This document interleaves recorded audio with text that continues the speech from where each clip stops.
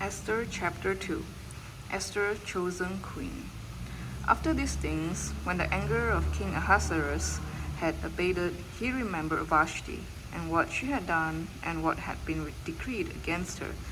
Then the king's young men who attended him said, "Let beautiful young virgins be sought out for the king, and let the king appoint officers in all the provinces of his kingdom to gather all the beautiful young virgins to the harem in Susa the citadel, under custody of Haggai, the king's eunuch, who is in charge of the women. Let their cosmetics be given them, and let the young woman who pleases the king be queen instead of Vashti." This pleased the king, and he did so. Now there was a Jew in Susa the citadel whose name was Mordecai, the son of Jair, son of Shimei, son of Kish, a Benjaminite, who had been carried away from Jerusalem among the captives carried away with Jeconiah, king of Judah, whom Nebuchadnezzar, king of Babylon, had carried away.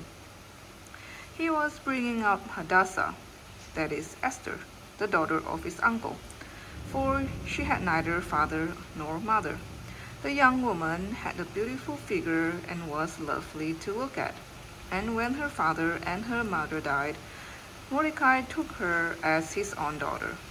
So when the king's order and his edict was proclaimed, and when many young women were gathered in Susa the citadel in custody of Haggai, Esther also was taken into the king's palace and put in custody of Haggai, who had charge of the woman. And the young woman pleased him and won his favor. And he quickly provided her with her cosmetics and her portion of food, and with 7 chosen young women from the king's palace, and advanced her and her young woman to the best place in the harem. Esther had not made known her people or kindred, for Mordecai had commanded her not to make it known. And every day Mordecai walked in front of the court of the harem to learn how Esther was and what was happening to her. Now when the turn came for each young woman to go in to King Ahasuerus, after 12 months, under the regulations for the woman, since this was the regular period of their beautifying, 6 months with oil of myrrh, and 6 months with spices and ointments for women. And when the young woman went in to the king in this way, she was given whatever she desired to take with her from the harem to the king's palace. In the evening she would go in, and in the morning she would return to the second harem in custody of Shashgaz, the king's eunuch, who is in charge of the concubines. She would not go into the king again, unless the king delighted in her and she was summoned by name. When the turn came for Esther, the daughter of Abihail, the uncle of Mordecai, who had taken her as his own daughter to go into the king, she asked for nothing except what Haggai, the king's eunuch, who had charge of the woman, advised. Now Esther was winning favor in the eyes of all who saw her.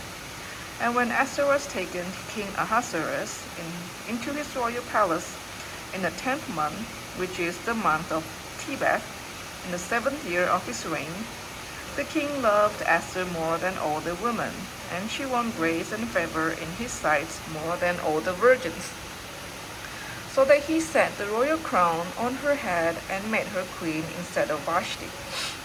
Then the king gave a great feast for all his officials and servants. It was Esther's feast. He also granted a remission of taxes to the provinces and gave gifts with royal generosity. Mordecai discovers a plot. Now when the virgins were gathered together the second time, Mordecai was sitting at the king's gate. Esther had not made known her kindred or her people, as Mordecai had commanded her.